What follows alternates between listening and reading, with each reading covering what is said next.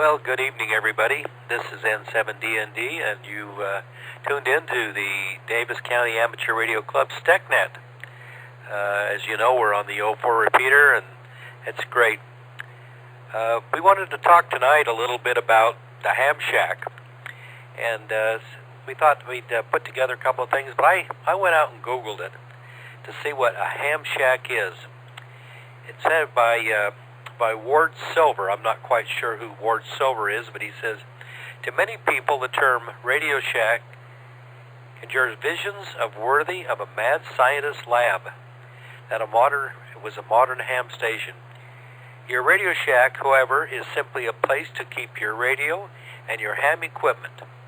The days of vivacious vacuum tubes, jumping meters, and handheld knobs are a distance past. For some hams, the entire shack consists of a handheld radio or two. Other hams operate in a vehicle.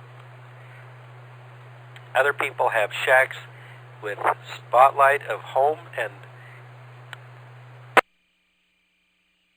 Okay, so everybody has a different conception of what a ham shack is, and I love the way Ward put this. A ham shack is a place to put your radio equipment.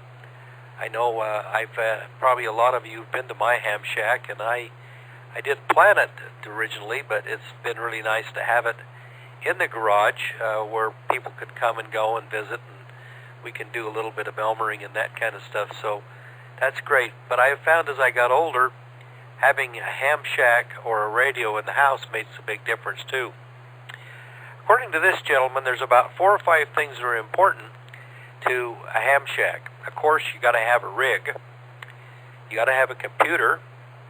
Maybe you have a mobile or base station.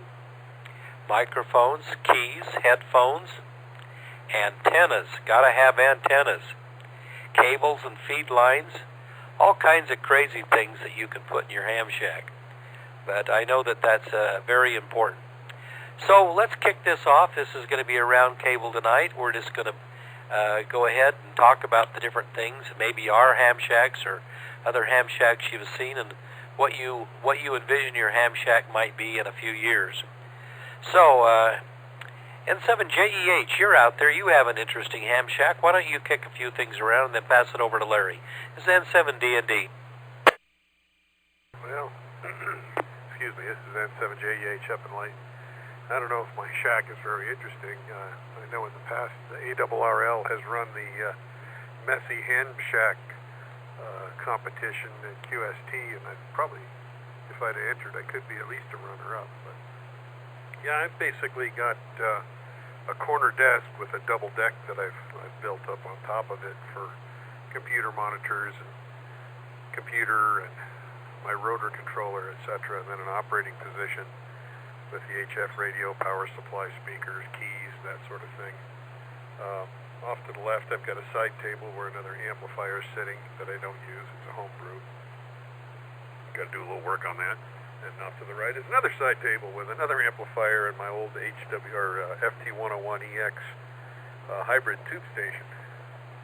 Then I've got a workshop section. I've got a workbench off to the side over in my shop that is adjacent to the ham shack where I can do a little fab work or, make up coaxes, that sort of thing, coax connectors. And then probably the most important, well, I've got a couple of accessories here that are 2 affection-starved cats that always have to come in and be right in my face when I'm trying to operate.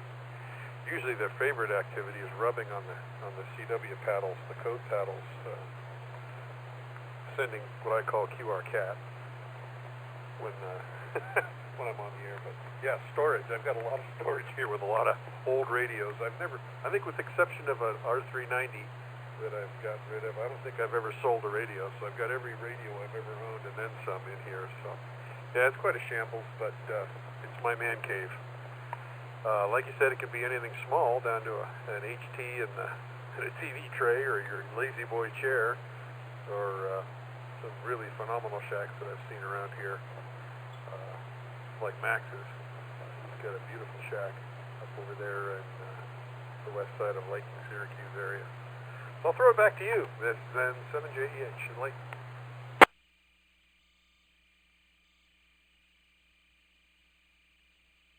Thank you, Joe. Appreciate that. Yeah, the ham shack is an interesting place, and it's a place, like you say, you can have your rigs and your radios and places to cables to run out of, and I think one of the most important things you need in a ham shack to start with is a power supply. You've got to have something to power all your goodies. That's why I went with solar power and batteries. That I didn't want to be without. So again, I have a couple of radios in my shack. I think I got more HTs than I need. I know that for a fact, and I really do enjoy playing with them and working on them, like programming radios and stuff. Over to you, Larry. This is N7D&D. Thanks, Gary. This is Larry, KV7LC. So for years and years and years, my shack only consisted of a Yaesu handheld and my tech book, and that was it. And even with just that small of a ham shack that typically was in a backpack, I was able to get on the air and have a lot of fun. Recently, in the last couple of moves that my family have made, I've been able to actually set up a more permanent space, usually in the garage, and right there I have everything that I've ever bought for ham radio. And that's what I like about my shack, is that everything is where I can find it and relatively close to my my actual permanent station. And so when I decide that I want to go mobile and maybe go out and do some hiking or that kind of thing, I know right where my handhelds are. They're charged, ready to go. If I'm just jumping in my car, I've got my mobile rig that's in the car, so I'm good to go there. But then all of my documentation and all of my books and any other resources that I've acquired over the years are all right there on a couple of bookshelves, good to go. And so that's what makes my shack mine. But everybody has a different idea of what their shack is, also a different level of how much money they can spend on a shack. And all that matters is that it's functional for you, in my opinion. If it works for you, then it is a great shack and something that you should show off. So that's my 2 cents worth. I'll go ahead and send it back over to you, Gary. This is Larry, KV7LC to N7D&D. KV7LC, N7D&D. Okay, let's take a few questions or queries. Anybody out there, give me your first name and your call. Come now, please. New PI comment. Hi, John. Topic was a dear one to my heart. Several years ago, did a club presentation on the ham shack and asked people to send in pictures of the different ham shacks that they had and things, so I could do a PowerPoint on those. And like has been mentioned earlier, it's anywhere from a HT to a full blow drool type of shack with monitors and all that stuff. But like Larry said, the shack is what functions for you. That's the most important. So I echo that. With my shack, it's somewhat XYL friendly. I can close the door on my AMWA and it's out of sight, and open it up, and I've got a TV and my HF and VHF UHF rig, so it works out real good for me. And that's my 2 cents as an N7DPI. Thank you, John. I think I've actually seen your shack and your home. It's great. Anybody else, first name and call sign, would like to comment on their shack? 87QF, Gerald. Hey, Gerald. Because of merging various interests of mine and etc., I've ended up having to create effectively 3 shacks. Obviously, the easiest one is the mobile, and I try to make it more than just sticking an HT out the window. And then there's the one that I'm using right now, which is located in my office, and so I have that set up to do the HF and VHF, UHF. But then with the mesh stuff going on and the equipment that hooks up to that, I've had to create a separate area down in the basement where my nodes come together, and I've got computers, switches, and other assorted stuff to support that endeavor. And I have a ball playing with it. For me, computers are toys. And coupled with all that, we had the house built for us, and in the negotiations of doing that, I ran multiple 50-ohm lines from the roof down to the office, so that I've got plenty of outlets down here that go up to the roof for antenna work. And I also had a inlet port put into the basement wall so that I can run various wiring in and out through that to whatever. For example, I've got a time server, so the antenna sits out there in the patio area on a stand, and that wire goes through that port to my system. So that just gives you a quick view of my playpen, 87QF. 87QF and 7D&D. Really nice. Good, Gerald. That's a great idea. I know that I get asked that question quite often from people that come to my shack. How big a port do I need to put in? Well, you just never have a big enough port, but I start with at least 2-inch and go up from there, but you got to be able to plug it off so the critters won't get in too. So that's an important part of a ham shack. Anybody else out there that would like to comment? This is N7D&D. First name and call sign, please. This is Keith, KJ7TTM. Keith? I may be the newest member of the club. I think membership was approved this week, so hello everybody. There may be somebody newer, but I'm pretty new.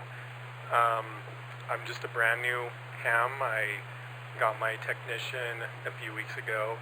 My current shack is just a single Yaesu handheld with a few battery packs, and I'm working from home most of the time these days, so I'm just putting my handheld up on a little windowsill in front of where my desk is and monitor from time to time.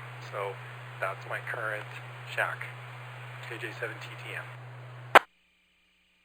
Thank you and welcome. In fact, I just saw your membership come across there with PayPal. I appreciate that, and that's a good way to start. That's one of the best things I've ever heard is I love you got a Yaesu, but having the club with 6 Yaesu repeaters, it makes it easier because you can go and do the fusion thing. That's a fun thing.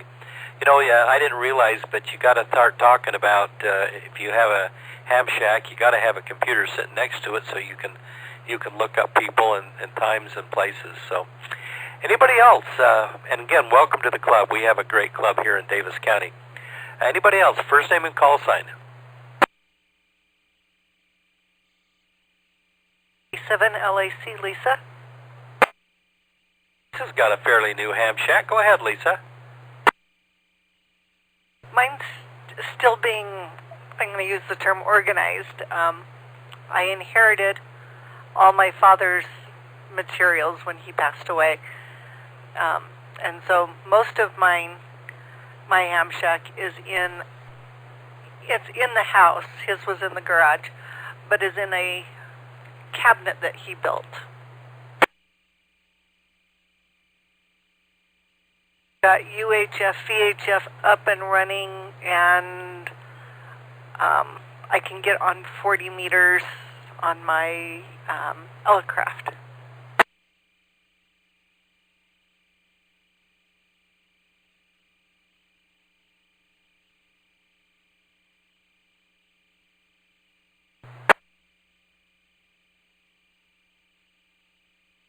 Are you done, Lisa? I am. Sorry. Back to you. Well, thank you, Lisa. I know Lisa's just moved up to Fruit Heights, and she's got a new home there, and she's just building her ham shack. You know, it's like Larry said and Joe said, it's got to be something that makes you comfortable. I know that I'll go to my ham shack and I'll look up and it's been 2 hours and it's amazing if you have someplace that's comfortable and something you can enjoy to play with your toys and stuff. It's really great. So back to anybody with comments or would like to tell us about their ham shack. First name and call sign.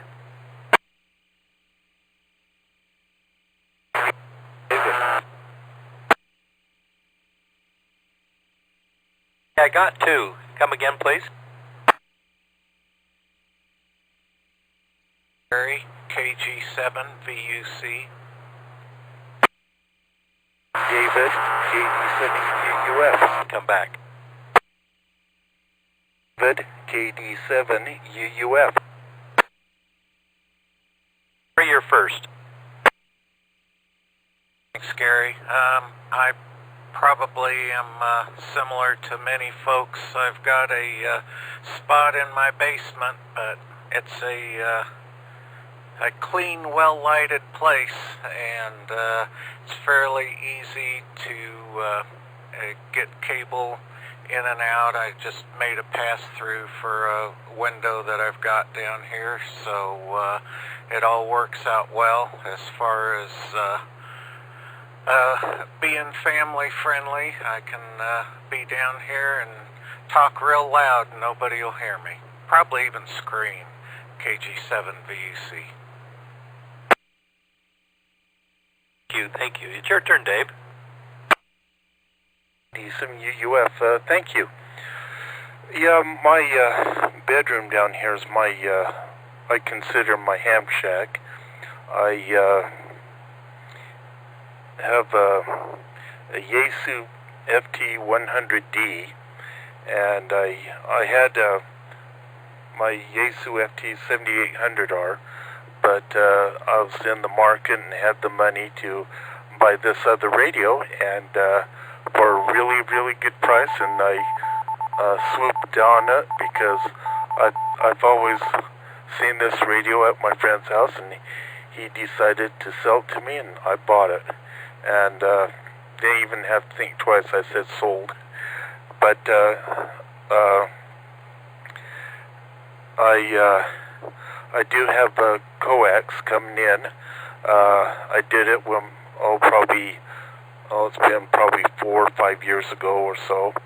I had my dad help me drill a hole and was able to put coax through and hook it up and to a copper J-pole outside, and have enjoyed the 2 meter and 70 centimeter. And then when I purchased this radio, I was able to get on a 2 meter upper sideband and check into that net, and that was good. But if things go right, when the weather gets up to about 65, 75 or so in that range, then I'm hoping to take that copper pipe J-pole down, get another antenna put up, and then get 2 other antenna type deals going up, so I can get on that little bandwidth on 10 meters and get on a 6 meter upper sideband. So I'm looking forward to that. Back to net control, KD7 UUF. Thank you, David. Well, part of your ham shack that besides rigs and handhelds, we talked a minute ago about you got to have a computer now, and you got to have a power supply. I've noticed that it's good to have a good air conditioner or a good heater in your ham shack, so again you're comfortable in those kinds of things. So that's important. Like I say, I found out this winter that I wanted to move a radio in by my easy chair. So along with the ham shack, you got to have a place for, you're, like I say again, comfortable. So anybody else would like to comment about ham shack, about antennas, about radios that might be in their ham shack, or maybe a pet? Come now, first name and call sign, please. KF7ZN. That's ZN. Echo what a lot of others have said. I mean, I've been licensed since '84. First started with something down in the basement, just a little table, and over the years it gets a little bit better and a little bit better, and then the kids start to move out. You can even expand, and I know one person that kind of seemed to be a little bit embarrassed that I'd met a couple of years ago. But any station you've got, anything you're setting up is great. It's yours. It works good. And then you can just keep expanding. And unlike Joe, when I'm done with the radio, I sell it, so I've got more money for my next newest and greatest. But yeah, I mean, the station I've got now, I couldn't have even dreamed of having 10 or 15 years ago. And I've been able to have some things done professionally, helping to design some of the cable entrances and having the cement and some of the stuff for the tower professionally engineered and done, which is really nice, but not in any way necessary. I'm not much into VHF. I've just got two Kenwood the TMV 71A or something like that, and a HT with Yaesu. Most of what I do is HF, and that's where I've got a lot of good stuff, and that's why I mainly run Mobile. But anyway, anything you've got is great. It's wonderful. Enjoy, and then just move up as you go. Back to control. Thank you. And your shack now, you keep adding to it. You're talking about adding to your shack in the last couple of years.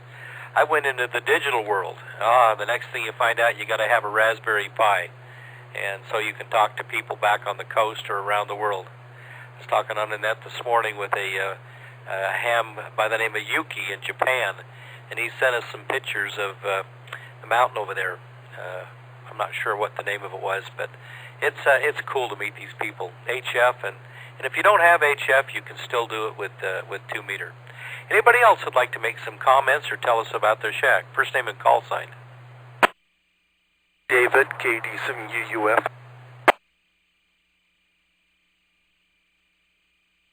Two.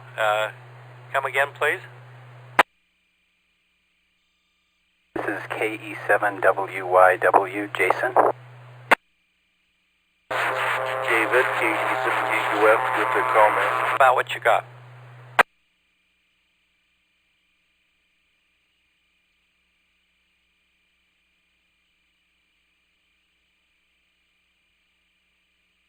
Go ahead, Jason.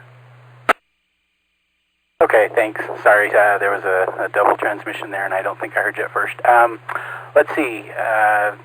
If we heard from the most recent member of the club, I think I'm probably the second most recent, maybe last week. I've had my General now for about 10 years, although kids in life have kept me from doing a whole lot with it. At the moment, my shack is wherever my Yaesu VX6 happens to be, which is usually in an upstairs room, so I get better visibility, better line of sight from Crew Heights where I am out to the repeater and across the valley. And usually wherever the radio and I are, there's also a small black dog, so that's me for now. Great. If you have using a handheld, I found that with a handheld, it sometimes is great to have yourself a speaker mic. I found that it really works out well to have a good speaker mic so you can set the radio over out of the way and not have it so close to you. I think David had a comment. Come ahead, UUF. Some UUF, thank you. Yeah, my comment is, I was going to mention, with your ham shack, just, you have a power supply, you have a radio that's hooked up to power supply. Well, guess what? Power just went off. Now what? Let's see, I have a handheld. Oh, there's an adapter. Oh, I know what I could do. I can hook up the adapter to the handheld and then to the coax that's coming in the house, and because I already had the antenna outside, and now I'm operating. And if it's a little cool, put a sweater on, But just be prepared in case of something happens, so that you don't have to always rely on electricity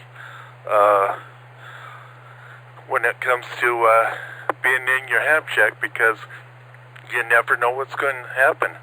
Back to net control, KD7UUF. Thank you, David. Larry, if you're still out there, go ahead and take a round. Sure. This is Larry, KV7LC. You know, while I'm hearing everybody talk about their shacks, I'm also thinking about just being on the air and how much fun this hobby really can be. Something that I learned right after getting my first ticket is having a backup radio was vital for me. Because it really stinks when your radio dies or you know, happens to decide it's going to go take a swim down at the bottom of Lake Tahoe, which is right where I lived, and then you're off the air until you can get a new one. So I really try to work to make sure I have redundancy in my radios, in my power, in my antennas, you know, just so I can always be on the air when I want to be. With that, does anyone have any comments or other questions that you want to throw out there to the rest of our group? Come now with your first name and call sign. Hall, KC7RAF. Ed Hall. Well, just a quick discussion on the ham shack. Mine is rather messy, but I'm looking at two computers, one that's Windows, one that's Linux. The Linux one is used for the mesh network primarily, with a 2 gig panel on a stand on the back deck with communication mostly up the hill to Brent. I've got a 7300 ICOM 7300 for the HF rig, and I dual band the Yaesu 400DX. Haven't played much with digital on it. Gary gives me a bad time about that. D&D Gary. And a handheld DMR Anytone 686 for a digital mode that I use a bit more. What else? I knew I'd missed something. Oh, there's about 80 ampere hours or so of battery under the desk with a charger and a 30 amp power supply feeding the batteries. And I'm sure I'm forgetting something else, but that's there's a couple of the hotspots for the Anytone in case I can't get to the repeaters that are around here in the valley. I can use the hotspots and a cell phone internet access, or a cell phone hotspot anyway to the radio hotspot. And that's kind of about it, but it's fun. Lots of things to play with. And a lot of digital modes to get into. So there's basically, you've got a license to talk from DC to light in some form or another. That's KC7RF. Back to the group. Thank you, Hall, for that. Anyone else with a comment or question? Come now, please. Red, KD7UUF. Go ahead, David. Thanks, Larry. I know you guys are probably tired of hearing me, but I know that a lot of people do packet radio, and nowadays you can do these packet. There's these internet sites where you do PSK 31 and stuff like that. Well, when the internet goes down and you want to send a message to someone, I think it'd be wise to have some type of a packet station, so where you just use a computer, a TNC, and a radio, and you don't have to worry about the internet.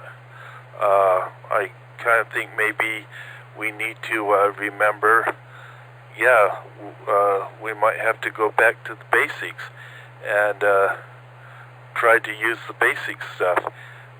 Yeah, all this other stuff, the internet and all this stuff is great, but when that goes down, you know, are we going to be able to, you know, communicate other ways? Or are we going to just to say, well, I'm just relying on the internet and, you know, phone lines and communication lines and stuff like that? You know, we just need to step back and think about it. Back to you, Larry, KD7UF. 7RF with comment. Comment? Couple of comments, actually. One, I forgot the package station with a little old Radio Shack HTX 202 handheld on 5 watts to a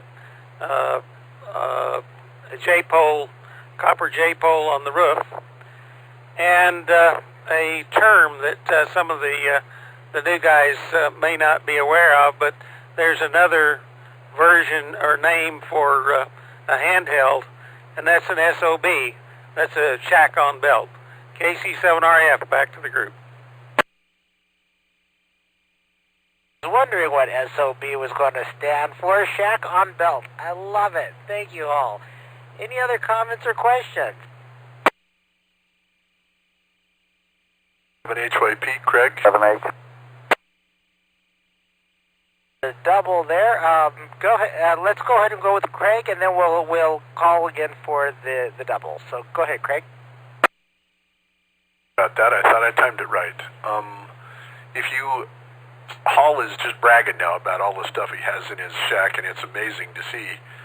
If you're like me and you have a little bit of a hard time committing, you can put a nice 5/8. I had a very good friend of mine help me put a nice 5/8 2-meter antenna on the roof,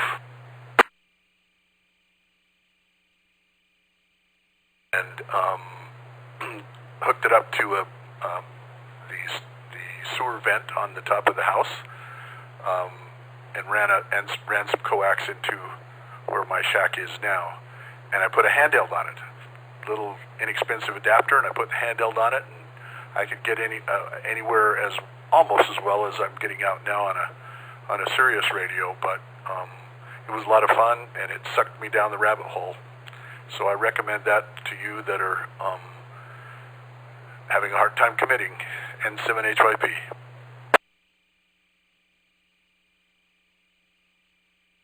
Thank you, Craig. Absolutely. Anything that gets us on the air is where we want to be.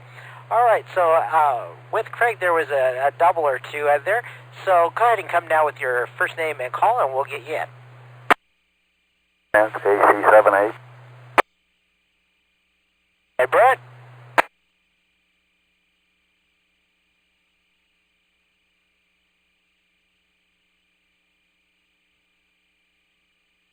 Brent. Well, whoever's talking last, I guess all I got was Brent. I assume it's my turn. Anyway, kind of a go through a history of myself. I've lived in 6 different homes, and in the first one I started out very basic with a rig in the car and a rig in the house, and expanded all the way to where I am now. I think it would took me 2 homes before I finally had a tower, but the last 4 I've had towers at each place. But when I moved into the current home, the first thing I did in an unfinished basement was build a ham shack, and so that's where my main stuff is, and I have just about everything that everybody's talked about so far. But I didn't start out that way. I started out very simply. My feed line coming into the house is a 4-inch tube going across underneath the patio deck and into the house, and that soon got full, and so now I have an additional 2-inch, so I have a little more than those 2, but I've had a couple of internet providers been on I've had 3 of them total, but none at the same time, but I've had 3 internet providers provide internet from my tower, so that's been part of the reason I've had a little extra feed line into the house. And presently I have lives in both cars. I have my main shack downstairs with the computers and all of the HF and dual banders and everything else, packet and the whole works, including mesh, and I feed mesh to several other locations. I have 3 nodes online. I do have solar panels with 3,000 amp hours of battery, and since as Gary spoke of, as you get older, you look at the more convenient ways you can do it without having to run all over the place. So I have another small ham shack UHF VHF in the garage. I have a ham shack in the combination, I guess you call it kitchen combination. I have a setup in there where I have a radio and power supply with the mesh also and the computer there. I even have a room, and I'm actually in the bedroom now laying on the bed with a handheld with a speaker mic. So anyway, you start out slow, but you build it up, and I sold a few radios, but unlike Joe and some of the others, I've kept most of the stuff I have, and just having lots of different places. AC7H back in it. Thank you, Brent, for that. You're a huge support to the club, not only with your radio knowledge, but just your communication and talking with everybody. So thanks for chiming in with us tonight. Anyone else with a comment or question, come now with your call and first name, please. 7IE, Bill. We had a double in there, but I heard Bill first. So, Bill, go ahead. It's an interesting net, and I appreciate it very much, but no one has, except David, has mentioned the basics, and he didn't even mention this. How many people have a telegraph key still in their shack, N7IE?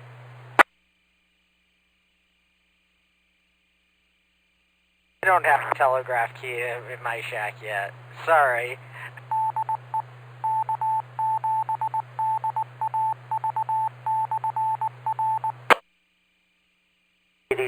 QF has a key for guests. Exactly what I was going to say. How many people have a straight key anymore? Anyway, back to you, Gary.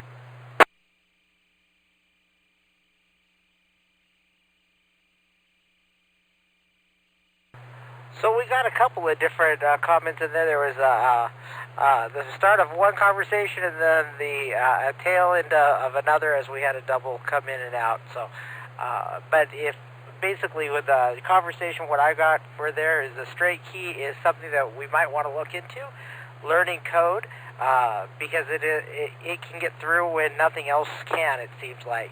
Definitely something that's on my bucket list of things to do is to learn code and be able to send and receive at a rate that people can understand me. Hey, who'd like to come now with your first name and call sign? IE, Bill. Bill? Just for the uninitiated, I'm what's called a bug man. I use a Vibraplex semi-automatic key as opposed to an electronic keyer. And the advantage I have with that is on the DAW side, which they're made manually, I can use it as a straight key.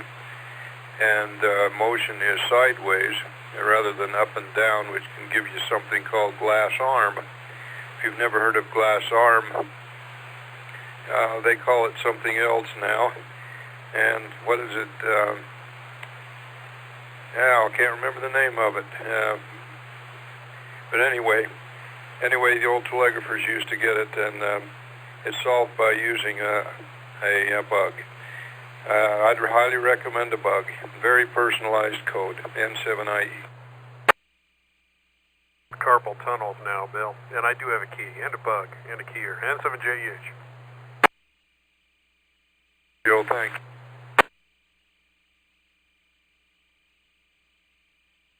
All right, thank you very, very much, Bill. I've actually heard you on the air with that bug, and I can't make out a thing because I don't know code well enough yet, but I'm working on it. I promise I'm working on it.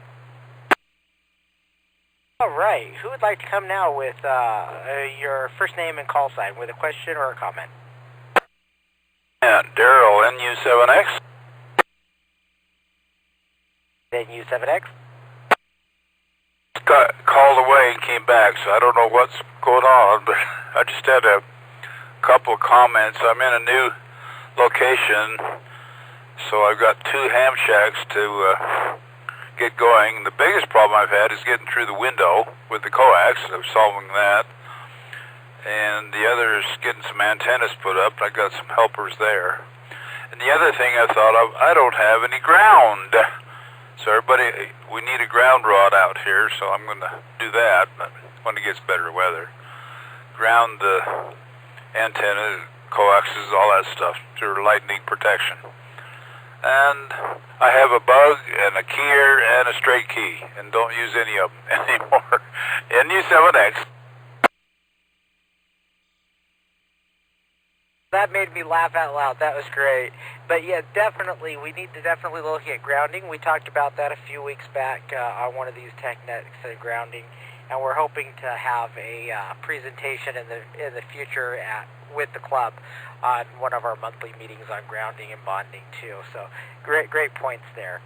All right, who's next? Come now with your first name and call. D&D. Hey, Gary. A couple of fellows said they had handhelds.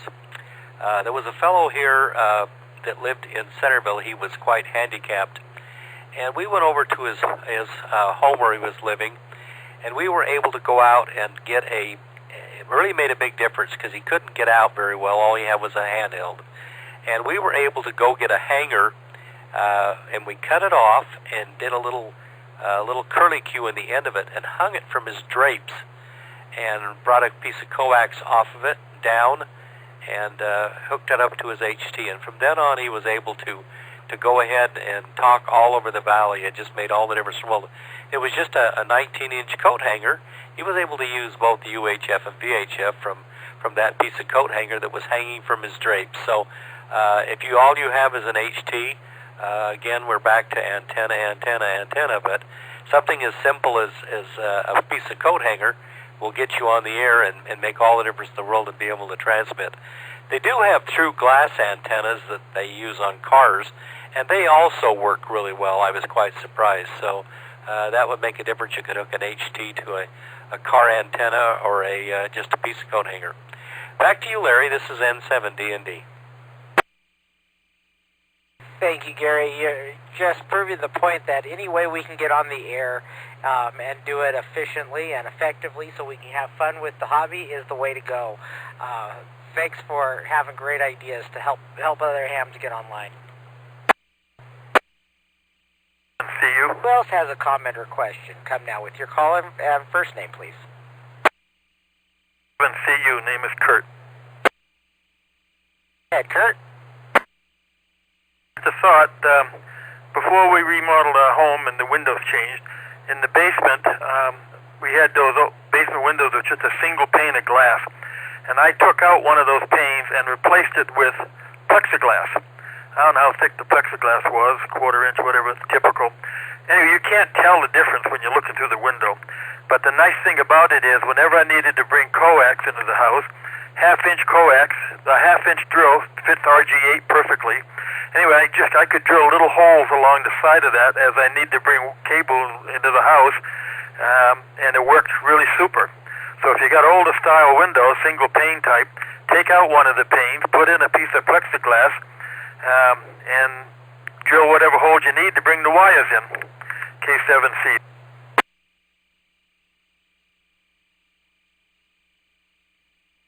Great idea. I hadn't thought about that. I'm coming out of a window in my garage right now, and I think I could do that there, and that would work out really nice. Thanks for the idea. So this is Larry, KV7LC, for our TechNet tonight.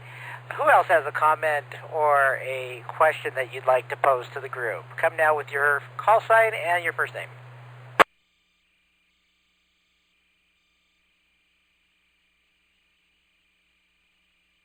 D7QM.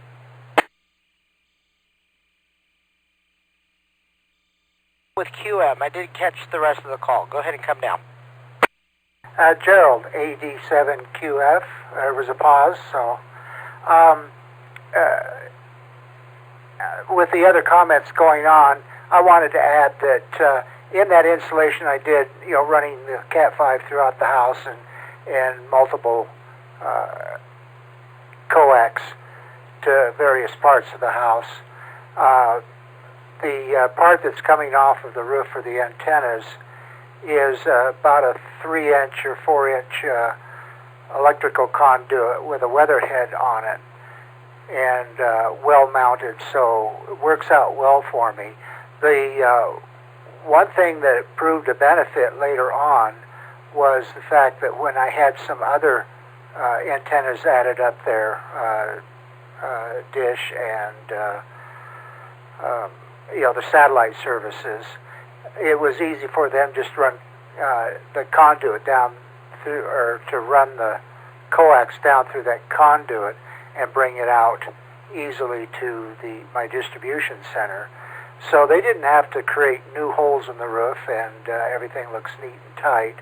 And the coax for my use coming into my office has electrical plates on it that I put bulkhead connectors on, so it all screws neatly into the wall that way, and looks pretty clean for it, and I kind of like that. 87QF. That's a great point, Gerald. I like that idea of having a clean install. Having worked in the real estate industry for a couple of years, I do keep in mind resale for my house, because one of these days I'll want to leave and go someplace else. And I think the better job that we do in installing stuff for our shack, the easier it is to one, take out, or to put a plate over later on if we ever want to sell the house and upgrade or get into something smaller. It just helps in the long run. Absolutely. Thank you, Gerald. 87QF, further comment. Go ahead.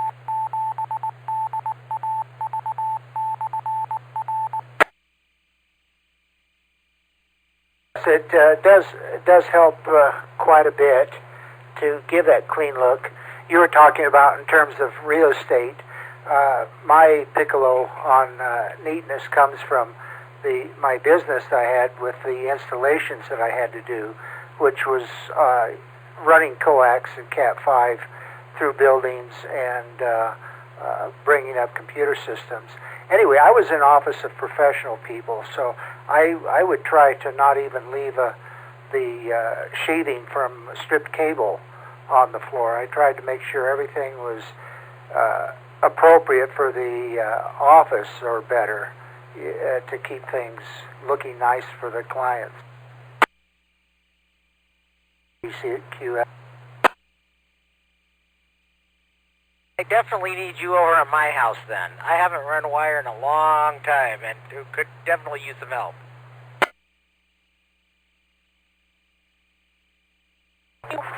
Right now I'm hoping to find a rafter rat so I can get my nodes down through that pipe instead of draped on the outside through that hole that I said that I had in the basement.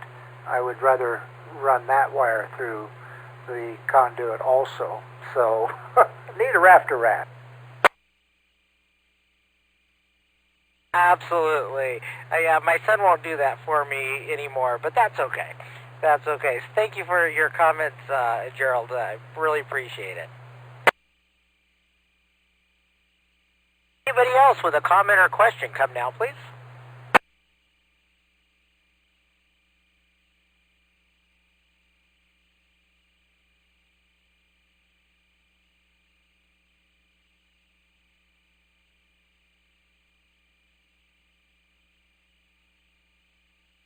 All right, well, I'm not hearing anything, so unless I doubled on top of somebody, I just want a real quick recap. So I think the most important thing that we've learned from tonight is that your shack is yours. And whatever you can do to get on the air and have a spot so that it's convenient and fun is a shack that's better than what you had before. So with that, I'm going to go ahead and turn the rest of the net over to Gary to close us out or ask for final questions or comments. So with that, I'll turn it over to you, Gary. This is Larry, KV7LC, turning it over to N7DND. 7LC and 7DND. Well, thank you, Larry. Well, I think we've beat that to death. But it's always fun to talk about your shack. And again, like Larry said, a recap, you got to have a better antenna. If you all you have is a handheld, that's great. If all you have is an inexpensive handheld, that's great too. But to get on the air is good. And if you've got a better antenna, that gets you on the air all over the place. So it's fun, it's easy, and if you need help, give us a call. We're always out there willing to help Elmering. Anybody last contact, last comment, first name and call sign?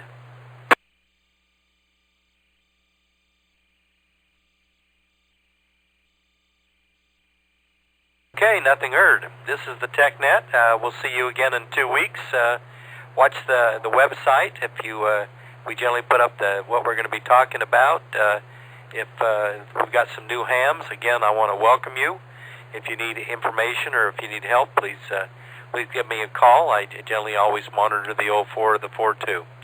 So I'll say 7-3 to all you guys, and you all have a great evening, and we'll see you again soon. This is N7DND. Good job, guys. And 7JEH.